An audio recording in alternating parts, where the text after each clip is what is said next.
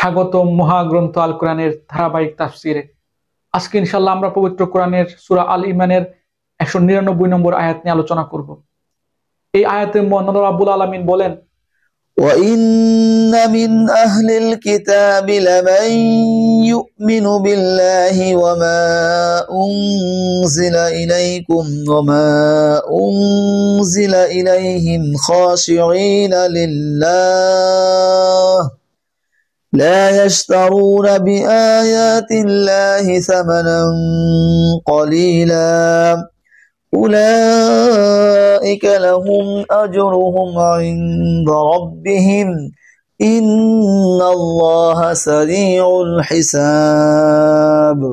ইতিপূর্বে আমি যাদের কিতাব পাঠিয়েছি সেই সব কিতাবধারী লোকদের মধ্যে এমন লোকও আছে যারা আল্লাহকে বিশ্বাস করে। তোমাদের এই কিতাবের উপর তারা যেমনি বিশ্বাস করে তেমনি তারা বিশ্বাস করে তাদের উপর প্রেরিত কিতাবের উপরও। এরা আল্লাহর জন্য ভীত সন্তুষ্ট ও আল্লাহর জন্য বিনয়ী বান্দা। এরা আল্লাহর আয়াতকে স্বার্থের বিনিময়ে সামান্য মূল্যে বিক্রি করে না। এরাই হচ্ছে সেসব ব্যক্তি যাদের জন্য তাদের মালিকের কাছে আছে অগাধ পুরস্কারের ব্যবস্থা। নিঃসন্দেহে আল্লাহ তাআলা হচ্ছেন দ্রুত হিসাব সম্পন্নকারী। আলহামদুলিল্লাহ, চমৎকার একটি আয়াত।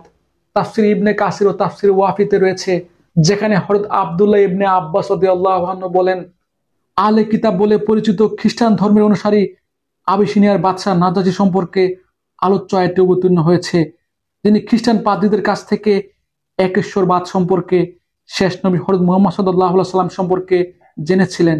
পরবর্তীতে তিনি যখন ইসলামের দাওয়াত পেলেন তখন তিনি তা কবুল করেছেন এবং আল্লাহর একনিষ্ঠ বান্দা হিসেবে গৃহীত হয়েছেন।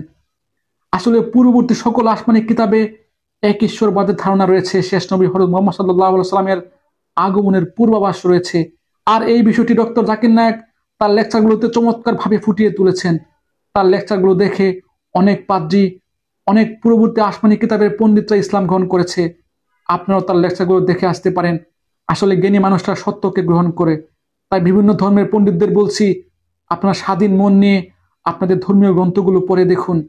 আপনাদের ধর্মীয় গ্রন্থে ইসলাম ধর্মের একেশ্বরবাদের ধারণা এবং মুহাম্মদ সাল্লাল্লাহু আলাইহি ওয়াসাল্লামের আগমনের পূর্বাভাস রয়েছে। আর এতে করে যদি আপনারা আল্লাহর প্রতি এবং আল্লাহ রাসূলের প্রতি ঈমান আনতে পারেন, সৎকর্মে অগ্রবর্তী হতে পারেন, তবে ইনশাআল্লাহ আপনারা জান্নাতের উচ্চ আসনে আসীন হতে পারবেন।